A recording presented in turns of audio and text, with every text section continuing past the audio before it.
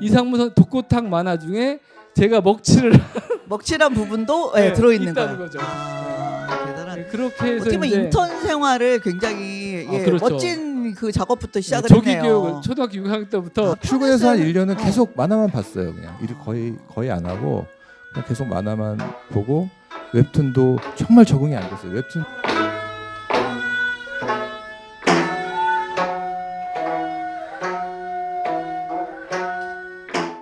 자, 그러면 일단 두 분 다 올라오셔갖고 이제 마이크를 붙잡으시면 되겠습니다. 이제 올라와 주세요. 자, 일단 이거 뭐 상금도 없는 상이지만 남들도 상을 받으면 수상 소감이라는 거를 얘기를 하더라고요. 예, 그래서 간단하게 일단 수상 소감 먼저. 우선은 감사합니다. 저보고 얘기 안 해도 저기를 보고 얘기하시면 돼요. 예. 사실 제가 상을 많이 받았어요. 여지껏 뭐 내가 살던 용산이라는 용산 참사에 대한 만화도 작업했었고, 여기 이제 세월호 참사에 대한 만화도 작업했었고, 여러 이제 사회적인 문제를 가지고 작업을 많이 했어가지고 상을 엄청 많이 받았어요. 근데 사실 별과소녀는 제 데뷔작이기도 하고 이따 더 말씀드리겠지만 저한테 특별한 좀 애착이 있는 책이거든요. 근데 이 책으로 상을 받을 줄은 일단 꿈에도 몰랐고요. 그래서 상도 받고 이런 자리에서 북토크도 할 수 있게 돼서 너무 감사합니다. 네, 너무 기분이 좋네요. 감사합니다. 여기 그 별과소년 책 좀 요 앞으로 하나 갖다 주실래요? 예. 그다음에 유현석 씨. 예, 저는 그 작가님과 반대로 상을 거의 받아본 적이 없어요. 특히 출판을 하면서는. 그래서 이렇게 어떤 직업적인 노력을 통해서 상을 받는 게 처음이라 무척 생소하고요.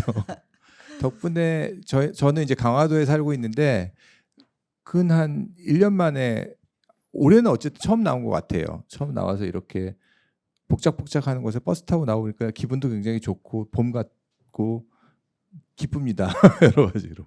예. 일단 이제 북토크 하기 전에 보통은 제가 작가님이나 편집자님을 소개를 했었거든요. 근데 이제 두 분한테는 제가 소개를 안 해도 될 것 같아요. 두 분 다 서로 말씀도 다 잘하시고 이럴 것 같아서 제가 안 하고 각자 상대편을 소개해 주시는 걸로 할게요. 자, 그러면 일단 편집자님이 이 작가님을 소개한다면 지금 여기 앞에 보면 이제 김홍구 작가님 책 중에 우주 최고의 만화가가 될 거야라는 책이 있는데 우주 최고의 만화가 그리고 그 굉장히 빛나는 만화가예요. 특히나 이제 지금은 만화 작가분들 중에 많은 부분들이 이제 그 웹툰 작업을 많이 하고 계신데 웹툰을 하는 건 굉장히 좋은 일이지만 그 만화가 가지고 있는 의미나 아니면 여태까지 역사적인 과정을 볼 때 이게 원래 그 길거리에서 출발한 예술이기 때문에 어떤 사회의 대중적인 그 우리들의 어떤 삶이나 아니면 그 진실성이나 이런 것들을 기록하고 그 다음에 또 그런 것들을 같이 고민하게 만들고 이런 책무도 분명히 있는 것 같은데 그런 것들은 많이 좀 없어졌어요. 그런 와중에 김홍모 작가님 같은 분이 계신 건 참 다행스러운 일이라고 생각합니다. 그래서 늘 뭐 지금까지 작업보다 이후의 작업이 더 궁금하고 기대되는 그런 작가님이세요. 네. 또 편집자를 소개한다면 어떻게 소개하시겠어요? 네, 이렇게 길게 칭찬을 해주셨는데 짧게. 저는 사실 잘 몰라가지고. 잘 몰라요. 근데 사실 근데 첫인상이라는 게 있잖아요. 그게 아니라 네. 알게 된 건 한 15년 됐어요. 네. 17년 정도 됐나요? 네, 이제 저도 어린이 책 일러스트 작업도 많이 하고 예전에 휴머니스트라는 출판사 계실 때 사람이었나요? 잡지? 네, 사람이라는 사람 사는 이야기라는 그 다큐멘터리 만화 잡지, 좀 역사적인 잡지였다고 생각하는데 두 권 만에 폐간이 돼서 그럴 것 같아. 그때 이제 제가 좁은 방 내 빵 생활 이야기라고 그 책이 거기서 나왔던 거예요. 제 감옥 생활 이야기를 그때 연재를 거기서 2회부터 딱 시작을 했는데 다음에 폐간이 된 거예요. 그래서 이제 그때 좀 그때 편집자가 전화해서 뭐라 그러던가요? 폐간됐다 폐간됐습니다. 네, 그러면서 뭐라 그러던가요? 되게 안타까워하셨어요. 이제 어쨌든 제가 회사에 다니는 사람이기 때문에 회사 돈을 계속 축내면서 그러니까 어느 정도의 좀 상업적인 보상이 있었으면 계속 유지를 할 수 있었을 것 같은데 의지로 시작한 일인데 좀 비전이 안 보였어요. 아니 근데 그게 예상이 안 됐어요? 창간할 때? 창간할 때는 제가 말을 잘못한 것 같아요. 아니 나는 내가 들어도 지금 창간할 때부터 문제가 있어 보였는데. 아니야. 문제 그게 아니고요. 창간할 때는 이렇게 시도를 하면 사람들이 좀 지켜봐 줄 줄 알았어요. 왜냐하면 그런 작업들이 우리 사회에 필요하니까. 그 잡지 이름은 이제 사람 사는 이야기라는 르포 만화를 중심으로 한 다큐멘터리 만화 무크였어요. 무크였고 계절별로 한 권씩 내면 좋겠다 생각해서 출간을 했었는데 반응이 생각보다 너무 없어서 계속 유지하기가 좀 어려운 상황이었습니다. 예. 그리고 사실은 다른 잡지보다 만화 잡지는 훨씬 비용이 많이 들어요. 왜냐하면 굉장히 노동집약적인 작업이기 때문에 만화가님들이 작업하시는 게 일단 뭐 고려나 이런 것들이 상당 부분 들어가는 게 있죠. 통상 또 사람들이 이상한 생각을 갖는 게 만화책은 좀 두꺼워야 된다고 생각하고 그 두꺼운 책이 쌓여야 된다고 생각해요. 뭐 이런 종이 질도 안 좋고 네, 보통 그런 이런- 그 인식이 있죠. 이런 여러 가지 인식이 있어서 지금은 많이 나아졌습니다만은 그런 사정이 있었습니다. 어쨌든 뭐 당시 참여했던 많은 작가님들께는 죄송한 생각을 가지고 있죠. 이제서 사과의 말씀을. 근데 사실 저는 편집자님한테는 별로 불만이 없어요. 왜냐면 뭐 그럴 수 있다는 생각이 드는데 출판사 대표님한테 좀 불만이 있었죠. 너무 칼 같은 거예요. 이게 한 최소한 대여섯 권은 좀 해보고 그렇죠, 해볼 수 있었는데 했으면 아예 칼같이 두 번 해보고. 네, 그렇더라고요. 근데 근데 아무튼 그 대표님이 제 생각에는 그런 감은 굉장히 확실하신 분인 것 같으네요. 네, 결단력이 있으시고 그러니까 경영은 그분이 잘하시는 분 대표하고 같아요. 제가 그 밑에 있었던 거죠. 경영은 잘하시는 분 같아요. 그렇죠. 네. 경영자셨죠. 그렇죠. 네. 우리랑은 좀 생각이 다르시지. 네, 수밖에 그럼요. 없죠. 예. 그럼요. 유튜브에 남는 화면이잖아요. 아, 맞아. 아니 그러니까 지금 좋다고 말하는 거야 저는. 아. 왜냐하면 경영 능력이 있는 대표가 필요하지 경영 능력이 없는 대표를 우리가 어떻게 모시고 있겠어요. 그죠? 예. 아무튼 뭐 그때 이제 알게 됐는데 그래서 저는 이제 개인적으로 안타깝긴 했지만 금방 폐간된 게 계속적으로 다른 작업도 하고 그리고 제가 더 이상 어린이 책 일러스트를 안 할 것 같아서 제주도에 이사 왔을 때는 제가 기억나실 거예요. 형 이랬어요. 그냥 형 동생으로 이제 친하게 지내려고. 근데 그러다가 이제 어떻게 또 이렇게 자리를 하니까 다시 형이라고 하기도 좀 뭐하고 그래서 그냥 편집자님 이렇게 다시 부르고 있죠. 예, 알겠습니다. 자, 그러면 이제 김홍모 작가님이 본인을 이제 알릴 때 나는 이런 사람이야. 키워드 3가지라고 만화가 김홍모의 키워드 3가지. 저는 이제 그래서 그 질문지를 미리 받고 곰곰이 생각을 해봤어요. 내가 뭔 키워드가 있을까 생각을 해봤는데 저는 일단 성실한 것 같아요. 성실. 성실함? 성실. 1번이 성실. 네. 또 2번은 뭐 특별한 재능이 있다는 생각은 안 드는데 아무튼 꾸준하고 성실함이 좀 있는 것 같고 그 다음에는 약간 좀 극단적이에요. 성실과 극단. 예. 좀 네. 잘 어울릴 것 같지는 않지만 그러니까 예. 제가 좋아하는 거, 제가 재밌어하는 거에 대해서는 되게 막 깊이 파고드는데 그 외에 관심 없는 거는 칼같이 자르고. 상당히 관심 없어요. 음. 그러니까 이제 약간 편견일 수도 있는데 보통 남자들이 이제 그 컴퓨터를 잘한다든가 뭐 기계 다루는 걸 잘한다든가 저는 일도 못 하거든요. 아니 근데 그거는 진짜 뭐, 편견이죠. 예, 편견이죠. 근데 이제 예. 예를 들어 이케아에서 가구를 조립을 한다 그러면 저는 너무 싫어요 그런 거를. 그런 아무튼 제가 관심 없는 분야에 대해서는 아예 그냥 안 하고. 그래서 지금도 컴퓨터를 꽤 오래 쓰고 작업을 해왔는데 포토샵만 할 줄 아는. 다른 건 별로 필요가 없으니까. 다른 예. 거는 이제 모르는 그런. 그다음에 3번째 키워드는 세 번째는 저는 좀 뭐랄까 욕심이 많은 것 같아요. 욕심. 어떤 네. 욕심? 욕심도 종류가 많이 있죠. 그러니까 작업에 대한 욕심이 되게 많은 것 같아요. 근데 그건 어떻게 보면 성실하고 약간 연관이 되겠네요. 네. 그죠? 예. 그러니까 사실 제가 이제 나이가 많은 나이라고도 볼 수 있는데 요즘 웹툰 작가들은 워낙 젊으니까 아, 그렇죠. 예. 어느새 이제 선생님급이 됐는데 근데 또 하고 싶은 작업이 너무 많은 거예요. 그래서 이런 작업도 하고 싶고 뭐 환타지도 하고 싶고 SF도 하고 싶고 그래서 그런 욕심이 되게 많아서 이제 항상 이제 꿈이 뭐냐 이렇게 물어보면 아, 나는 100살까지 현역 작가로 딱 작업을 하고 100살 기념전 하고 죽는 거. 네, 그게 내 꿈이다. 예.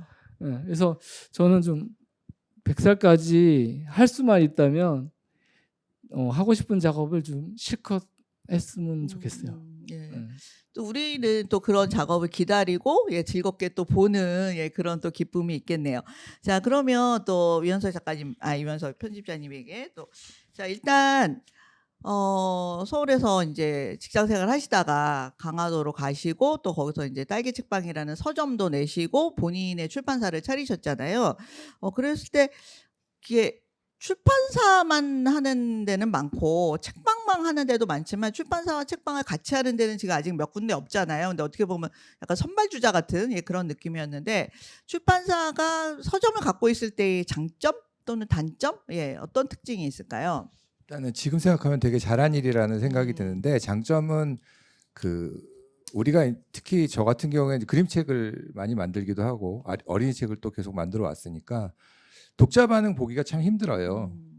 그러니까 어린이들이 보면 뭘 물어봤을 때 성인 독자들처럼 명료하게 대답을 말을 못하니까 주고받기가 쉽지가 않으니까 친근감이 있으면 그나마 괜찮은데 처음 보는 아이한테 이렇게 물어보기가 쉽지가 않은데 책방을 하면 이제 그 아이들이 와서 엄마하고 같이 읽고 이야기하는 모습을 볼 수 있다는 거. 그다음에 이제 덜어는 단골 손님들한테는 모니터링을 제가 하거든요. 뭐 제목이나 표지나 뭐 이런 것들에 대해서 어떤 게 더 좋아 보이냐고 물어보기도 하고 거기에도 또 이 친구들도 이제 한 1학년짜리가 지금 한 4, 5학년 됐으니까 이런 친구들이 훈련이 돼서 그게 좋은 조언을 저한테 해줘요.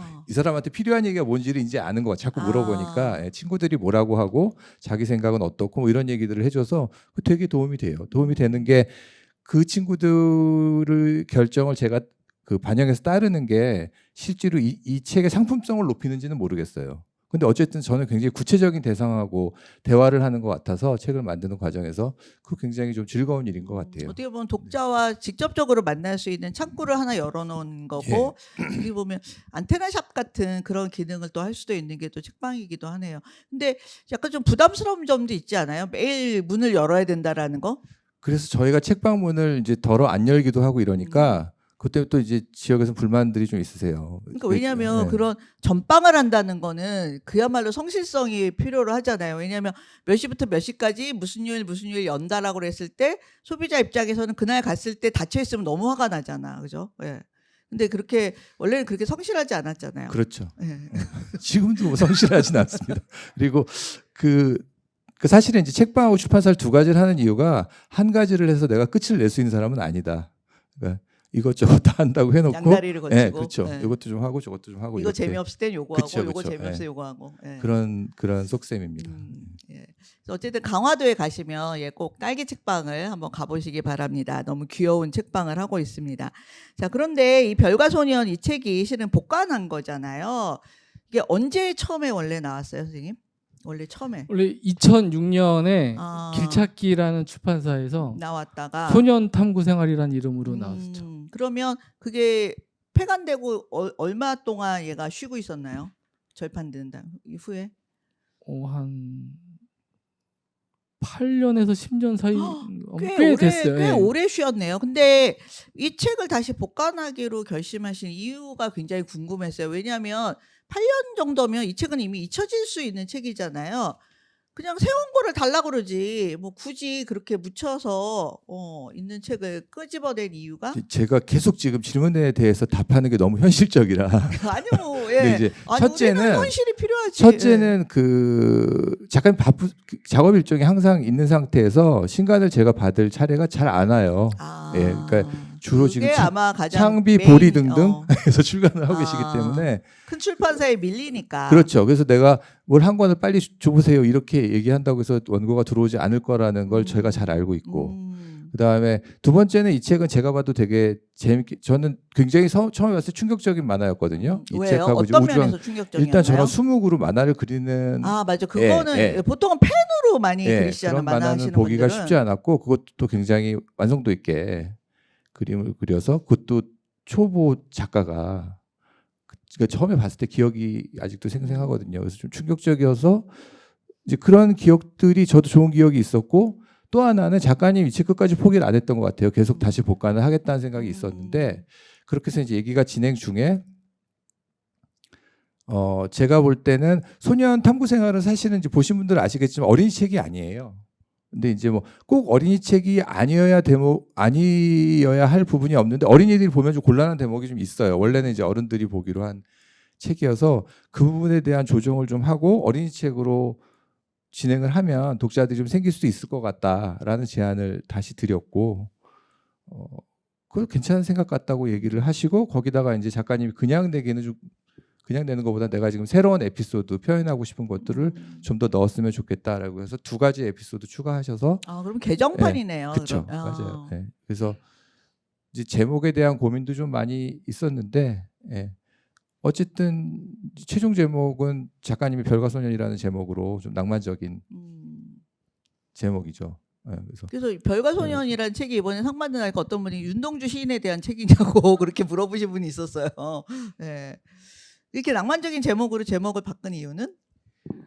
아 이제 사실 소년탐구 생활을 제가 할 때는 이제 이 데뷔작이거든요. 2006년에 종이 만화 데뷔작인데 그 전까지는 웹툰이나 아니면 웹 카툰 시사 만화를 위주로 하다가 뭔가 이제 다른 방식으로 좀 하고 싶다 그래서 저만이 할 수 있는 수묵을 가지고 제 어린 시절에 좀 재밌고 개구진 추억을 좀 끄집어내서 이제 책을 만들었어요. 근데 이제 그게 2006년이니까 지금 꽤 시간이 많이 그렇죠. 흘렀잖아요. 시간이 꽤 많이 흘렀죠. 그러다 보니까 뭔가 이제 제 감정이 다른 게 생기더라고요. 그러니까 이걸 처음 만들 때는 개구진 느낌만 처음에 왔었는데 다시 이제 그 복간을 하려고 하니까 애틋한 마음이 들더라고요. 예.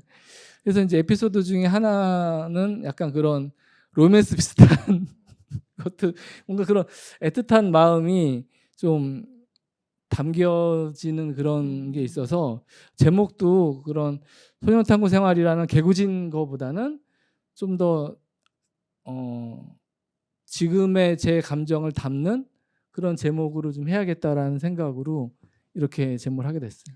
제 생각에는 그 당시에 소년 탐구 생활하면 제목이 굉장히 좀 이렇게 산뜻한 그런 느낌의 제목이었을 것 같은데 오히려 세월이 지나서 제목을 바꾸시면서 오히려 더 복고적인 제목으로 지으신 것 같아요. 그래서 이게 또 작가님의 어떤 마음이 좀 막 뭔가 변했구나 약간 그런 것도 또 제목을 보여서 또 느낄 수 있었습니다. 근데 여기에 보면 형님이 만화가였다 그 얘기가 몇 번 나오더라고요. 그리고 막 형님이 그린 그림에다가 이렇게 선 걷다가 야단 맞는 얘기도 나오고. 그래서 형님은 어떤 만화를 주로 그리셨는지 궁금했어요.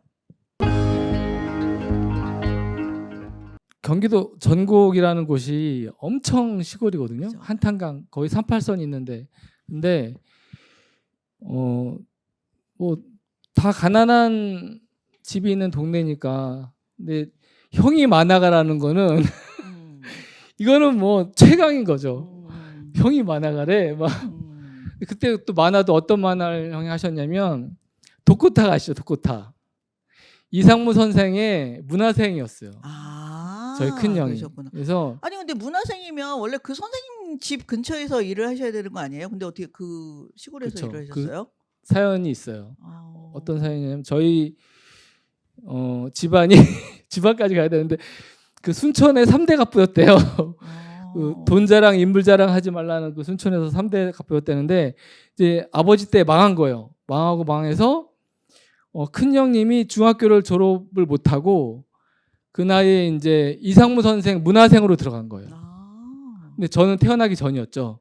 그럼 이상무- 형님이랑 나이 차이가 좀 엄청 있으시구나. 큰 형님이랑 제가 막내 사남일녀 중에 막내니까 아. 나이 차이가 띠동갑 넘게 나죠. 근데 큰 형님 이제 중학 청소년 나이 때부터 이상무 선생님 이제 문화생으로 있다가 나중에는 아예 독립을 해서 이제 저희 전국 다 망한 이제 무너지는 집에서 방 한 칸으로 이제 작화 전담을 했어요. 그러니까 이상무 선생이 콘티만 보내주면 저희 큰 형이 다 그렸어요, 그거를. 그러니까 이상무 선생의 그림 와. 중에 대부분이 저희 큰 형이 그린 거예요. 와. 예, 뭐 대부분 많은 것들이 네. 많은 것들이 저희 큰 형님이 아니 원래 그 저기 유명하신 만화가들은 밑에 문화생이 많이 있잖아요. 네, 그래서 맞아요. 이렇게 그러니까 공동 작업을 원래 하니까. 어느 정도냐면 저희 큰 형님 밑에 문화생이 있었어요. 그러니까 그러니까 작화를 전담을 하면서 이제 다른 문화생이랑 같이 작업을 또 했었죠. 하고 그리고 저도 초등학교 5학년 때인가 제일 처음 이제 큰형 원고를 몰래 이제 내가 펜 터치를 해봤어요. 제가 보기에는 너무 비슷한 거야. 형님 모를 줄 알고 예, 여기 형 거랑 보면 내 그게 거랑 나오죠. 뭐 예. 별 차이 없는 것 같은 거예요. 근데 어. 이제 형이 딱 보고 바로 들켜서 음. 엄청 혼났죠. 내 원고 다 망쳤다고. 그렇죠. 근데 이제 그로부터 몇 개월 후인가부터 저한테 아르바이트를 시키기 시작했어요. 지우개질부터 해서 아. 그다음에 선긋기, 그다음에 먹칠까지 했어요. 그러니까 어. 이상무 독고탁 만화 중에 제가 먹칠을 먹칠한 부분도 예, 네, 들어있는 있다는 거예요. 거죠. 아 대단한. 네, 그렇게 해서 어떻게 보면 이제 인턴 생활을 굉장히 예, 그렇죠. 멋진 그 작업부터 시작을 조기 했네요. 교육을 초등학교 6학년 때부터 다 아르바이트를 그런 그 숨은 그게 있었구나. 한 장에 10원 어. 네. 이렇게 돈벌이를 하면서 이제 아. 근데 저희 큰 형님이 그러다가 그 김하늘이라는 이름으로 이제 독립을 해서 책을 내기 내시고. 시작했어요. 근데 아. 신기하게 그 이름을 기억하시는 분이 있더라고요. 그렇게 음. 그때는 막 유명한 작가는 아니었는데, 근데 작품이 되게 좋았어요. 뭐 제가 저희 큰 형이라서 그런 건 아닌데 아픔을 겪는 시절이라는 그 당시 이제 혼혈 남자 아이가 권투를 하면서 이제 성장하는 그런 이제 이야기인데 그게 너무 인상 깊었어요. 그때 초등학교 6학 아니다 중1 때 본 작품이었는데 너무 인상 깊어서 제가 사실 만화를 하는 그런 작업에 그런 좀 사회적 약자에 대한 이야기가 좀 깔리는 건 저희 큰형 영향이 제일 큰 것 같아요. 근데 그 미대를 나오신 걸로 알고 있는데 네네. 그때만 해도 애니메이션과가 없었지 않아요? 네, 없었죠. 그죠? 그러면 미대를 나왔는데 애니메이션과 특히 이제 만화를 하겠다고 했을 때 형님께서 혹시 뭐라고 말씀하셨나요? 아, 형님이요? 네. 말리지 않던가요? 어떻게 하셨죠? 아니 미대까지 그 서울에 있는 학교에 미대까지 네. 보냈는데 만화를 한다 그러면 제가 형이라도 좀 말릴 것 같아. 그죠? 예. 그러니까 이제 저희 큰 형님이 지금 뭐 돌아가셨어요. 네, 음. 돌아가셨는데 제가 그 시골 중학교에서 뭐 여사저사해서 이제 미술을 좀 하다가 또 어떤 좀 사건이 있었는데 이건 좀 길어지니까 예고를 가고 싶다라는 생각을 하게 됐어요. 저희 미술 선생님이 미술을 전문적으로 하고 싶으면 예고를 가라. 그렇죠. 예. 네, 그래서 이제 예고를 진학하려고 했는데 워낙 저는 공부를 안 했어가지고 가면 떨어질 거다 무조건. 그래서 좀 재수해서라도 가겠다. 마음을 먹고 저희 큰형한테 얘기를 했어요. 큰형 그때 어머니가 또 안 계셨어가지고 큰형이랑 아버지한테 예고를 가고 싶다. 예고를 가고 싶다. 했더니 가라 해보라는 거예요. 재수해도 괜찮으니까 해보라는 거예요. 그래서 저희 집이 망했으니까 저희 다른 이제 형제들은 뭐 중졸, 고졸 다 그렇거든요. 근데 이제 막내만은 좀 공부를 시켜야 되겠다라는 좀 마음을 가졌나 봐요. 그래서 이제 신기하게 이제 예고도 가게 되고 그다음에 이제 미대를 가게 됐는데 저는 사실 어릴 때부터 만화가 꿈이었어가지고 미대를 갔을 때도 만화를 하고 싶었어요. 그러니까 전공을 선택을 할 때 서양화를 할까, 동양화를 할까, 조서를 할까, 디자인을 할까 막 고민을 하다가 난 만화를 하고 싶으니까 만화랑 제일 비슷한 게 동양화였어요 저한테. 왜냐하면 제가 에? 김홍도를 되게 그래요? 좋아했거든요. 만화랑 저는 오히려 디자인 쪽이 더 맞지 아니에요. 않나 이렇게 생각했네. 김홍도의 풍속화는요 아. 만화의 문법이에요. 예를 들어서 벼타작 그런 거 아시죠? 그게 만평과 가까워요. 벼타작 그리는 그렇게 아마- 또 생각을 하니까 정말 그런 면이 네. 있네요. 그게 이제 농민들이 벼타작을 하는 음. 모습은 되게 웃으면서 노동에 대해서 되게 뭐랄까 아름답게 그리고 있고 양반은 이렇게 누워가지고 마름 같은 사람 이렇게 네, 되게 누워갖고 찌질하게 표현을 하고 일 있어요. 안 하고 있는 네, 사람이 하나 있죠. 사회적인- 잔소리만 하는 사람. 그쵸. 그런 비판을 하고 있는 거죠. 또 그런 저는- 면에서 어떻게 보면 시사 만화 같은. 그럼요. 아. 저는 어릴 때부터 고등학교 때부터 이제 김홍도를 워낙 좋아했어가지고 만화랑 비슷하다. 동양화로 전공을 선택을 했죠. 그래서 이제 대학에서도 동양화를 전공을 하게 되고 만화도 이제 그래서 이제 그 전공한 걸 살려서 이제 하게 됐는데 저희 큰 형님이 만화 한대 이제 대학 졸업하고 만화를 한대니까 그냥 안 하면 안 되겠냐고. 왜냐면 저희 큰 형님이 이제 90년대에 되게 많이 고생을 하셨어요. 그러니까 90년대 들어서서 만화의 약간 암흑기라고 볼 수 있는데 그때 일본 만화가 이제 너무 많이 들어오니까 엄청나게 들어오면서 그 전에 뭐 선생님들이라고 할 수 있는 그런 뭐 허영만 선생님, 이희재 선생님, 뭐 그런 진짜 유명한 작가들도 연재할 곳이 없거나 일할 게 없어서 홍보 만화 그리고 막 그랬었거든요. 그리고 그때 이제 잡지들은 대놓고 일본 만화 이거 좀 따라서 하라고. 이거 잘 팔리니까 이거하고 네, 비슷하게 그런 해달라. 시절이었어요. 그래서 잡지의 연재물들이 대부분 일본 만화풍으로 바뀌던 시점이었거든요. 그래서 그때 저희 큰 형님도 고생을 좀 많이 하셨죠. 이렇게 리얼리즘 계열의 만화를 하다가 갑자기 일본 만화풍으로 하기도 어렵고 그래서 학습 만화도 하시고 이제 구청 홍보 만화 하시고 이제 그러다가 내가 만화가를 한다니까 지금 이렇게 이게 상황이 안 좋은데 네. 그죠? 거기 끼어든다니까 네. 걱정이 많이 그리고 되셨겠네. 이제 대학도 막 보냈는데 그죠. 그 대학 보내러 또 온 가족이 얼마나 막 애를 써서 보내셨을 텐데. 뭐 가서는 제가 알바해서 등록금 내긴 했지만 음. 근데 아무튼 이제 저에 대한 기대가 있었는데 만화가를 한다니까 걱정을 하신 거죠. 그렇죠. 걱정되셨겠네. 그래서 상황이 또 안 좋았으니까. 근데 저는 만화에 대한 나름 자기 신념이 좀 있었거든요. 그래서 만화를 하겠다라고 하고 이제 그때 데뷔작인 소년탐구 생활을 가서 보여드렸죠. 보여드리니까는 이제 좋아하더라고요. 작품을 보시고 이제 실력을 인정을 하셨네 형님이. 인정까지는 안 했는데 인정까지는 안 했는데 해볼 만하다라고 생각을 하셨나 네. 보다. 그죠? 너 책 좀 더 많이 봐야 되겠어. 그렇게 네. 말씀하셨어요? 아니, 우리 큰 형님이 중학교 졸업했지만 책을 진짜 많이 보셨어요. 진짜 많이 보시고 진짜 해박하셔가지고. 그리고 또 만화 그리려면 여러 가지 상황이 다 필요하니까 네. 지식이 없으면 안 되죠 또. 그죠? 그리고 저희 큰 형은 되게 문학적인 만화를 많이 음. 하셨어요. 지금으로 따지면 뭐 그래픽 노블이라고 할 수 있는 그런 류의 만화 작업을 주로 하셨었죠. 그러셨구나. 네. 자 그러면 유연석 선생님은 여기 이제 이 선생님이 여러 만화들을 아마 다 이렇게 보셨을 텐데 김홍모 작가 만화의 어떤 특징이라면 어떤 게 장점이라고 생각을 하세요?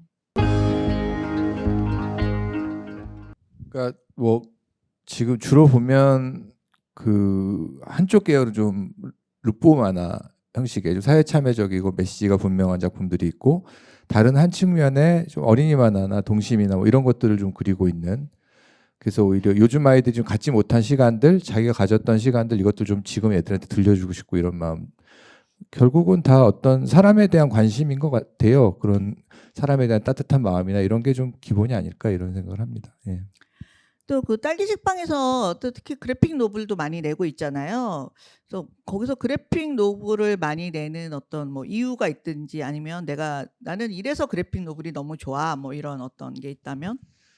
솔직하게 말씀드리면 저도 어렸을 때 만화를 굉장히 좋아했고요. 그다음에 만화를 그리는 것도 누구나 다 했지만 만화를 그리는 것도 무척 좋아했었는데 저 성인이 되고 나서는 만화를 읽은 경험이 거의 없어요.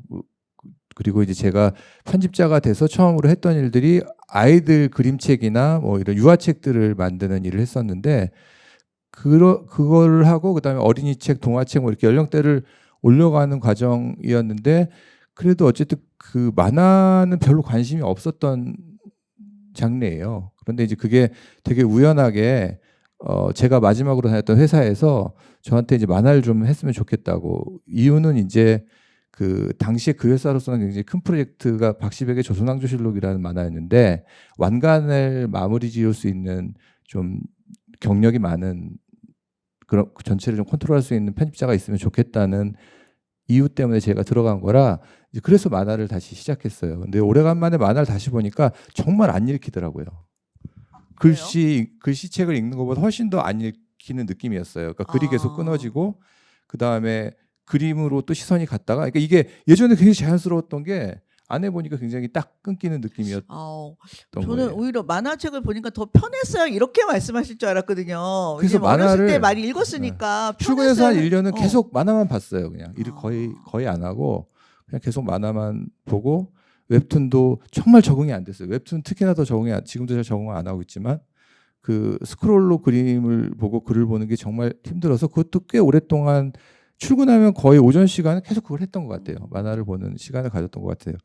하다 보니까 예전에 제가 만화를 얼마나 좋아했었는지 기억이 다시 좀 나고 그런 감각들이 다시 좀 생기더라고요. 생기고 굉장히 재밌고 그리고 지금은 만화책이 제일 재밌어요. 만화책 보는 게 제일 재밌고 만화책 만드는 게 제일 재밌고 그리고 저희가 이제 또 그 저희 책방과 출판사의 주제가 글과 그림이 어울려 즐거운 책이라는 모토거든요. 그래서 그런 모토에도 어울리는 것 같고 꾸준히 출간을 하고 싶은 부분이죠. 근데 그 사실은 출판 시장이 너무나 좀 어려워서 만화 출판 시장이 모든 출판 시장이 어렵지만 특히 만화 출판 시장이 너무나 어려워서 그게 좀 걱정입니다. 그래서 작가님들 노력하는 만화 한 권이 나오기 위해서 얼마나 많은 시간과 노동이 들어가는지 알고 있는데 이제 그것을 보상할 만한 시장이 없다는 게 좀 답답한 일이긴 한데 어쨌든 그래도 기회가 닿는 대로 그러게 말이에요. 네, 수출해야 기회가 돼요. 닿는 네. 대로 왜냐하면 제가 이제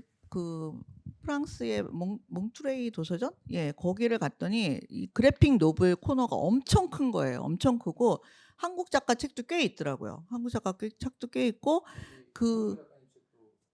아마 그 우리나라 작가 책들이 거기 많이 그래도 꽂혀 있는 거 제가 봐서 너무 뿌듯했고, 근데 더 많이 꽂혀야겠다는 생각이 들었고, 그때 그 도서전에 가면 작가들이 사인회를 하잖아요. 근데 보니까 정말 막 줄을 이렇게 쓴 거는 다 만화 코너였어요.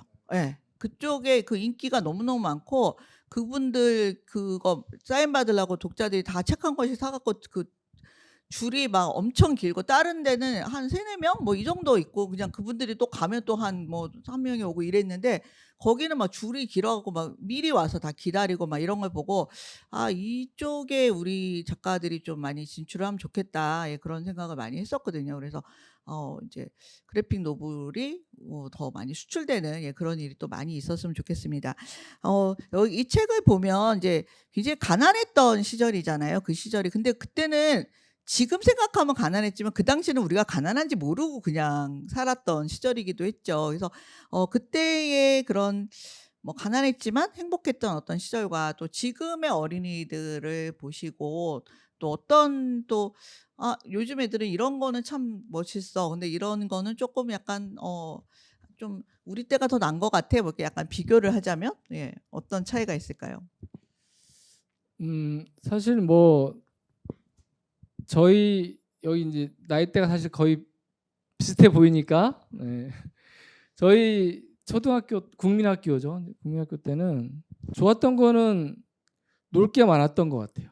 그러니까 특히 뭐 저는 시골이니까 산으로 들로 이제 맨날 놀러 다니고 책에도 나오지만 얼음배도 타고 그런 얼음배 타는 건 진짜 위험한 거 아니에요? 죽을 뻔한 게 한 5번 있었던 것 같은데 일단 살아 있으니까 다 모험이죠 뭐. 근데 하지만 이제 가난해서 받은 상처는 존재하죠. 왜냐하면 동네에는 다 가난하지만 학교는 그렇지 않거든요. 학교는 부자 애들도 있고 가난한 애들도 있는데 선생님은 선생님 같지 않은 선생님들이 꽤 많았잖아요. 뭐 저 초등학교 때도 뭐 준비물 뭐 안 가져오면 앞에다 세워놓고 이제 무릎 꿇게 하고 거기를 밟고 다녔어요, 애들을. 무릎 꿇은 거를. 예, 미술 도구 안 갖고 왔으면 아니 돈이 없어서 못 샀는데. 못 샀는데 어쩌라고 그런 거 있잖아요. 아. 그리고 뭐 돈 내라 그러는 거 이제 안 냈으면은 따기 때리고 앞으로 불러서 그래서 그런 사실 학교에서 받은 상처는 꽤 많았던 것 같아요. 근데 집에 와서 이제 그럴 때마다 이제 만화를 보거나 이제 놀거나 그게 치유가 많이 됐죠. 이제 제가 큰 형이 이제 그 이상무 선생님의 이제 문화생이어 작화 전담을 해서 더 이상무 만화를 많이 본 것도 있는데 그 울지 않는 소년이나 달려라 꼴찌 이런 만화를 보면 꼴찌를 주인공으로 막 내세우잖아요. 이상무 선생님 만화가 그런 주인공이 많았죠. 네. 그 힘든 상황인데 그거를 극복하고 더 그쵸, 좋은 그쵸. 상황으로 이렇게 나가는 예, 소년들. 보면서 아, 나는 꼴찌는 아니다. 나는 얘보다 낫다. 나도 용기를 가져야겠다. 나는 얘보다 낫다. 그래서 아무튼 그런 저는 만화를 보면서 되게 많이 치유가 된 부분들이 많은- 많이 있었군요. 많은 진짜 그런 용기를 얻은 것 같고 음. 그리고 이제 막 생각 없이 들로 산으로 놀러 다니다 보면 학교에서 이제 받았던 상처가 그 과정에서 치유가 되는 그런 게 있었죠. 어떻게 근데 보면 자연이 가장 좋은 어떤 치유제가 아닌가 그런 네, 생각이 들어요. 만화와 자연. 만화와 자연. 자연만은 안 돼. 저한테 자연만 그랬어요. 갖고는 안 되고 네, 꼭 저한테는 만화를 그랬어요. 본 다음에 자연으로 뛰어드는 음. 것이 예, 그래서 굉장히 좋겠네요. 요즘 사실 어린이들을 잘은 모르지만 이제 뭐 사실 이 두근두근 탐험대 작업할 때 인터뷰를 많이 다녔거든요. 어린이들 직접 인터뷰를 주변에 이제 학교를. 근데 뭐 저희 때 같은 그런 뭐 선생님들은 존재하지 않죠. 지금은 그렇게 하면 이제 당장 애들이 그쵸, 핸드폰 난리 나죠. 열어서 그리고 신고해버리니. 저는 사실 어릴 때 보릿고개가 있었어가지고 그 3, 4월인가 이때는 김장김치가 떨어지면 간장 하나로 먹고 그랬었거든요. 반찬이 없으니까. 네, 간장. 근데 이제 요즘은 풍요롭잖아요 그런 그렇죠. 부분에서. 그런 점에서는. 근데 또 한 측면에서는 정서적으로는 참 결핍이 더 큰- 풍요롭지 않은 느낌이었어요. 왜냐하면 아이들이 이제 다 학원을 가잖아요. 그렇죠. 왜냐면 안 갈 수가 없는 게 친구들이 다 학원에 있으니까. 맞아요. 학원을 안 가면 놀 애가 혼자- 없어. 예, 네, 놀 애가 혼자 없어. 핸드폰이나 컴퓨터만 보는 거예요. 학원을 가야 친구. 근데 이제 이게 너무 심한 거죠. 이게 5, 6학년 되면은 학원을 많이 보내는 데는 너무 심하더라고요. 이거는 학대 수준이다라고 보여질 정도로 애들이 밤 11시, 12시까지 학원을 다니고 또 어떤 학교에서 진짜 본 장면인데 명품 어린이를 만들어 드립니다라고 플랜카드가 써 있어요. 명품 어린이를 만들겠다. 그 어린이도 이제 명품이 네. 되어야 되는 상황이군요. 그게 예. 두근두근 하는데 5권에 나오거든요. 5권에 가장 아이들한테 지옥 같은 게 뭘까라는 설정이에요. 그래서 매일 시험 보는 나라가 제목인데 그 안에 명품 어린이 전당이라는 설정을 해놨어요. 아이들한테 명품이라는 말을 붙이는 게 가장 극악하다라는 게 제 느낌이었거든요. 근데 플랜카드에 있는 거예요, 진짜. 슬프네요. 예. 그래서 거기 교장 선생님이 아마 그런 마인드가 거기 아마 들어갔을 당연하죠. 텐데 그거를 음. 모든 학부모와 아이들이 보고 그거를 어떻게 보면 항의하지 않았을 거 아니에요, 그죠? 너무 안타까웠어요. 그래서 두근두근 하면 되는지 작업을 할 때 그래서 이 아이들한테 뭔가 힘이 돼주고 싶었어요. 그러니까 제가 어릴 때 만화를 보고 받았던 이제 위로나 뭐 응원 그런 거를 좀 아이들한테 이 말을 통해 해주고 싶었던 그런 게 있었죠. 여기 유연석 씨는 그러면 여기 별과소년에 나오는 어떤 캐릭터들 중에서 얘는 나랑 비슷해. 나도 이런 장난 해봤는데 혹시 그런 것도 있었나요? 밤서리하는 장면이 나오는데 서리하는 거. 네, 저는 예. 밤서리를 해본 적은 없고 제가 마포 도화동에 어렸을 때 살았는데 그 전에는 전국에 살았었어요. 네. 김홍모 작가님 그 동네 선배죠. 그렇게 치면. 아 자기도 전국에 네, 살았다고? 전국에 아주 아주 때 여기서 이제 웬일이야. 공개가 되는군요. 어머. 처음 알았네요. 그래서 그러다 근데 그 기억이 거의 없을 정도로 어렸을 때고 어렸을 때 네, 살다가 이제 태어날 서울에 때는 와서 마포에서 예, 사시고 결국 마포에 살았는데 그 집까지 올라가는 길에 이 방앗간이 하나 있었는데 거기 항상 이렇게 나무 토막이 엄청나게 많이 쌓여 있었어요. 근데 이제 그게 이제 개인 소유라는 생각을 별로 못 하고 이쁜 나무들을 수석 고르듯이 골라가지고 한두 번 이렇게 가지고 올라간 적이 있는데 아니 그걸 가져가서 뭐 했었어요? 그걸 나무토막을? 가지고 그냥 혼자 그걸 말이라고 생각하면 말인 거고 그다음에 뭐 오리라고 생각하면 오리인 거고 이렇게 놀았던 거죠. 근데 이제 그게 그 훔쳐갔다고 그거를 나중에 걸렸나요? 걸렸어요. 그래서 아주 아. 혹독하게. 그러니까 그분은 뭔가 필요해서 거기다 쌓아놓으셨던 예. 거구나. 네, 그게 아마 방앗간에서 옛날에 뗄감으로 썼던 나무인가 아, 봐요. 뗄감으로. 네, 그랬던 기억이 그거를, 납니다. 예. 그렇구나. 그래서 그 되게 훈훈한 결말이 부러웠어요. 아니 그러니까 이게 우리는 부모까지 다 끌려와가지고 나무 두 조각 훔쳐갔다고. 근데 이게 제가 밤서리를 되게 많이 했는데 그 중에 훈훈했던 거예요. 대부분 저렇게 안 나머지는 끝내요. 안 훈훈했고 밤소리 하다가 딱이 맞은 적도 있고요. 아, 그 중에 이제 훈훈한 기억을 끄집어서 그걸 거기다가 넣으시고 예. 예. 그래서 실은 책의 작가들이 쓰는 거는 그 배후에는 숨겨진 얘기들이 훨씬 많이 있는 거죠. 예. 그 중에서 꺼집어내도 될 만한 거를 꺼집어서 이렇게 보여주신 거구나. 자, 이제 이야기를 좀 이제 마무리를 해야 될 것 같은데요. 유현석 씨가 강화도로 이사를 간다 그랬을 때 저도 아니 왜 뜬금없이 왜 갑자기 강화도? 막 이렇게 생각을 했거든요. 근데 강화도 지금 가신 지 얼마 됐어요? 강화도 간지 한 17년 정도 돼요. 예. 그리고 그러면 그 강화도에서 사는 세월이 이제 꽤 됐잖아요. 강화도에 사는 기쁨 어떤 게 있을까요? 가장 큰 기쁨은 퇴근길 낙조. 음. 퇴근할 때 항상 이렇게 낙조를 보고 퇴근하는데 너무 아름다운 네, 광경을 낙조는 보시니까. 날마다 똑같은 모습이 한 번도 없으니까 음. 거기다가 이제 강화도 서해안 되게 변덕스럽잖아요. 뻘이 많고 그래서 음. 바다 모습도 매일매일 다르거든요. 그게 근데 굉장히 낙조를 계속 봐서 사람이 좀 착해진 것 같아요. 원래는 이렇지 않았거든요. 예. 자, 선생님은 또 서울 계시다가 제주도로 또 이주하셨잖아요. 다 섬 남자들이 오늘 오신 거예요. 예. 자, 제주도에 사는 기쁨. 놀 게 많아요. 놀 게 많다. 네, 예. 저는 이제 뭐 별과 소년에서 나오듯이 들로 산으로 뭐 강으로 막 놀러 다니는 걸 좋아했어가지고 근데 제주도로 이주가 한 게 그 이유가 커요. 제 고향이랑 거의 비슷하거든요. 경기도 전곡이 화산지대예요. 그래서 가지고 거기 용암지대가 많죠. 네, 예. 그래서 그 돌담이 비슷해요. 예. 그럼 천곡으로 이사 가지고 왜 제주도로 갔어요? 잠깐만요. 예. 그 지붕도 슬래트 지붕이고 이게 제주도 동쪽 시골이 딱 그렇거든요. 현무암 돌담에 슬래트 지붕 그리고 바다니까 물 많고. 근데 제가 전곡을 고향을 갈 수 없는 이유 중에 가장 큰 거는 38선이 가까우니까 군부대가 많아요.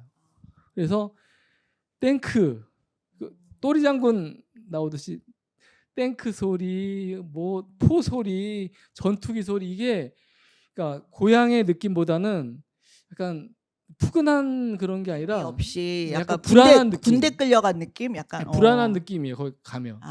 그럴 수 근데 제주도는 있겠네요. 뭐 제주도 강정마을에 이제 뭐 해공기지가 생기긴 했지만 제가 이제 가기까지는 군사기지도 없었고 평화로운 곳이었고. 네, 뭐 오름 다니고 작업하다가 좀 답답해서 5분 걸어가면 바다 있고 바다 뛰어들어 수영하다가 이제 뭐 광어 잡고 이러고 놀 게 많죠. 그렇구나. 마지막으로 이제 지금 이렇게 어린이들이 봐도 좋을 즐겁고 행복한 이야기도 많았지만 여기 홀이라는 책을 이제 잠깐 언급을 하고 가야 될 것 같아요. 그래서 이 책을 쓰시면서 굉장히 괴로워하셨던 것들도 저희가 좀 알아서 듣고 있고 지금 이 주인공은 지금 어떻게 지내시는지 그 근황을 조금 알려주세요. 네. 사실 홀로 북콘서트나 북토크를 한 20번 가까이 했어요. 그래서 할 때마다 사실 좀 힘들긴 하는데 오늘 이거 말고 이제 다른 책이 많이 있으니까. 별과 소년이라는 말랑말랑하고 이제 이런 재밌는 책으로 북토크랑 일단 마음이 너무 편해요 오늘.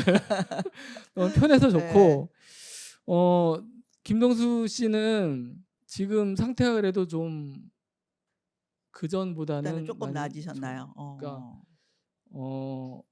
그 트라우마 때문에 그 정신과 약을 되게 많이 드셔가지고 일상생활도 하기 힘든 그런 상황이셨거든요. 근데 이제 책이 나오고 작년 4.16 때 4.16마다 사실 되게 고통스러운 그렇죠. 시간을 예. 왜 안 보내셨었는데 그렇겠어요. 그 배짱이 도서관이라고 퇴촌에 있는 음. 거기서 북콘서트를 했어요. 근데 정말 거기 마을 분들이 성심성의껏 엄청나게 준비를 많이 해주셨어요. 그 이제 세월호 생존자분이 예. 오시니까 거기서 이분이 힘을 되게 많이 받으셨어요. 진짜 그 너무 북콘서트를 다행이네요. 통해서 너무 다행이네요. 너무 감동을 받고 힘을 받으셔서 음. 그때부터 마라톤을 다시 시작했어요.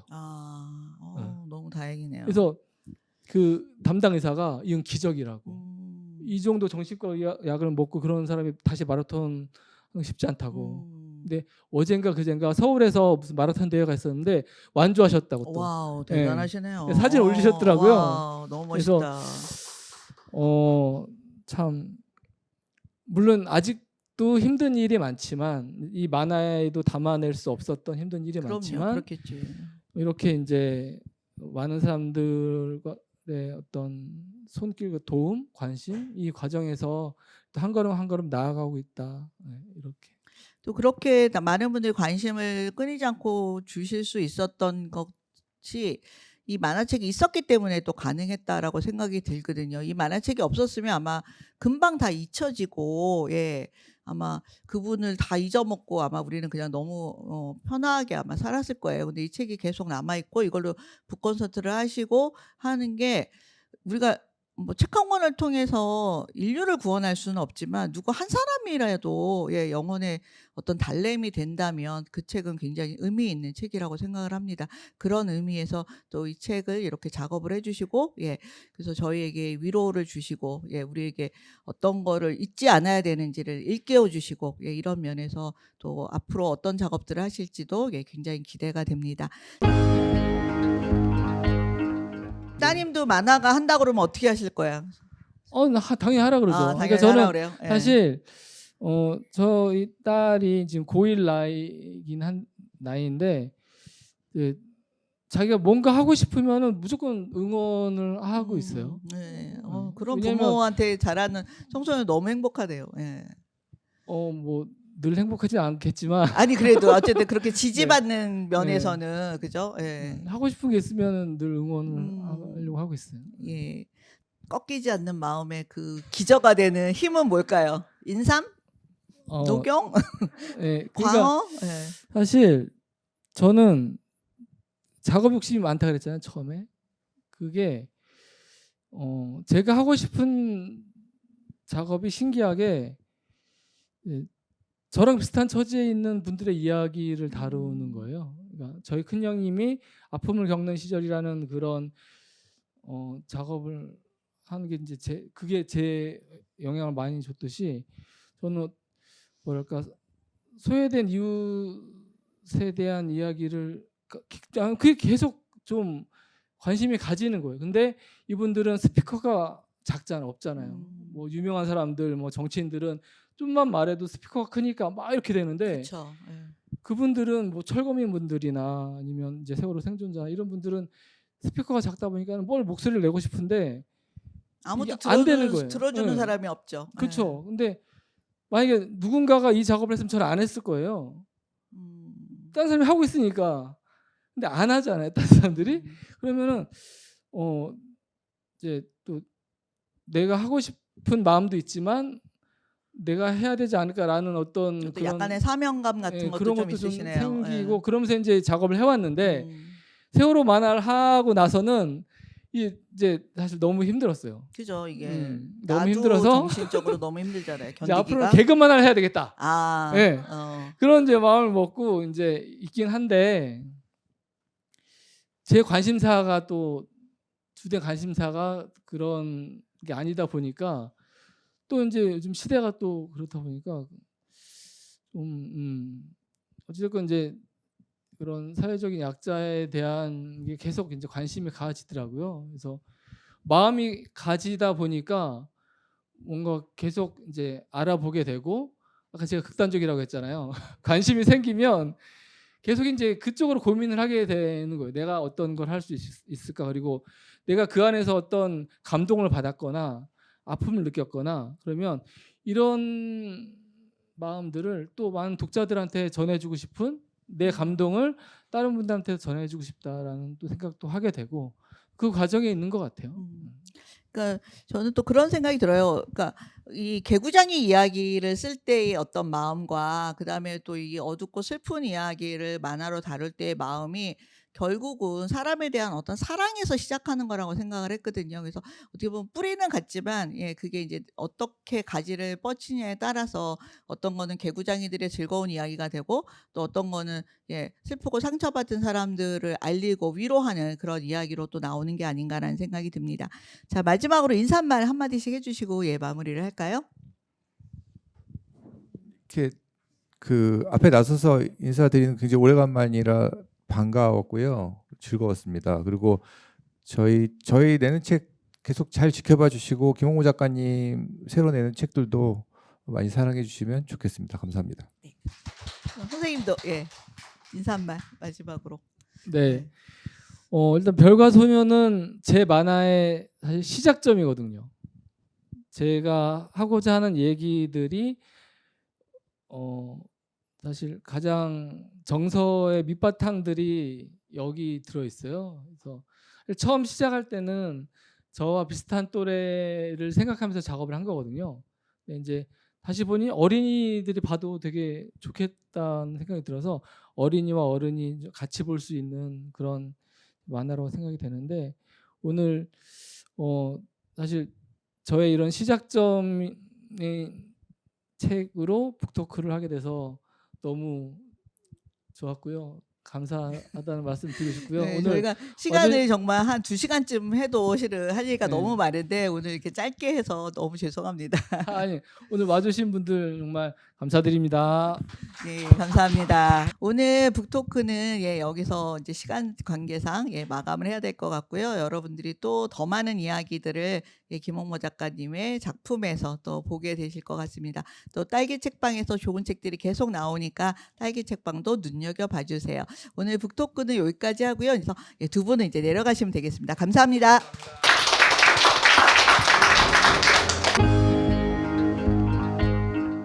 좋은 책을 널리 알리는 목적으로 이제 만든 행사이기 때문에 여기 와주신 분들도 예, 왜 저는 뭐 교회는 안 다니고 성당도 안 다니지만 그런 거 있잖아요. 이렇게 미사 끝나고 나면 널리 나아가서 복음을 뭐 널리 펼치시오 그런 것처럼 예, 오늘 행사를 참석하시거나 또는 유튜브에서 보신 분들은 예, 이렇게 좋은 책이 있더라라고 예, 멀리 소문도 내주시기 바랍니다.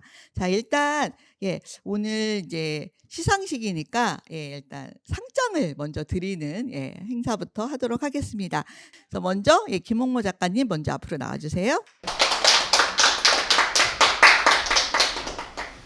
상장을 드리도록 하겠습니다.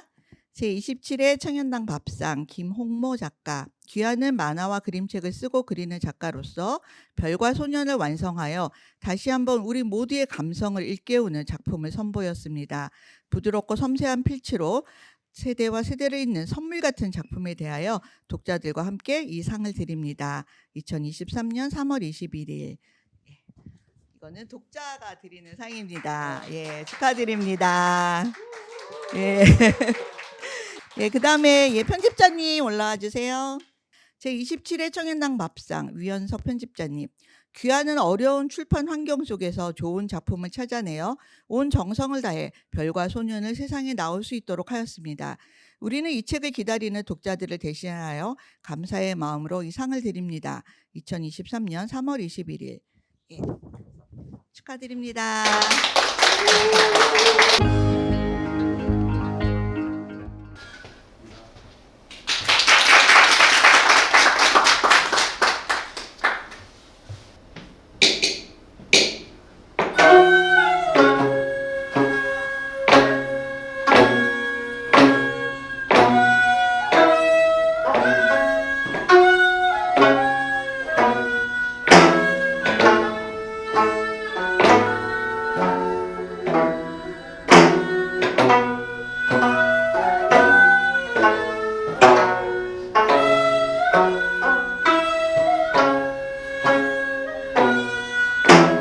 감사합니다.